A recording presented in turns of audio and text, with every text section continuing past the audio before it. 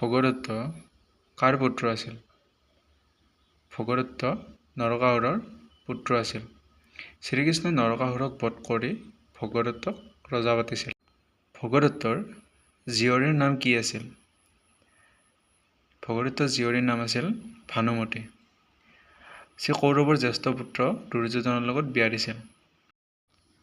গুৱাহাটীৰ দীঘলী পুখুৰীটো কোনে খন্দাইছিল?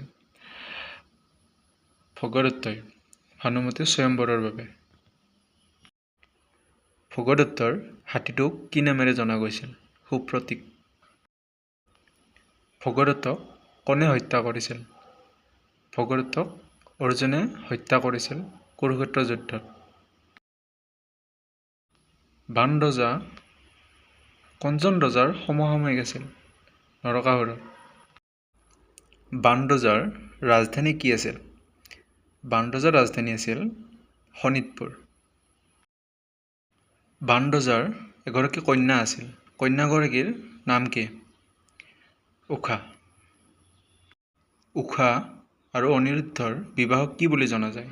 গন্ধৰ্ব বিবাহ। বাণ ৰজাৰ পিতৃৰ নাম কি আছিল?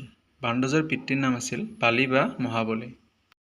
হৰিহৰ যুদ্ধ ক'ত হৈছিল? তেজপুৰত। ভীষ্মক ৰজাৰ ৰাজধানী ক'ত আছিল? শদিয়াৰ কুন্দিল নদীৰ পাৰত। ভীষ্মক ৰজাৰ কন্যাগৰাকীৰ নাম কি? ৰুক্মিণী। পুৰণি কালত বিদৰ্ভৰ ৰজা বুলি কাক জনা যায়? ভীষ্মকক।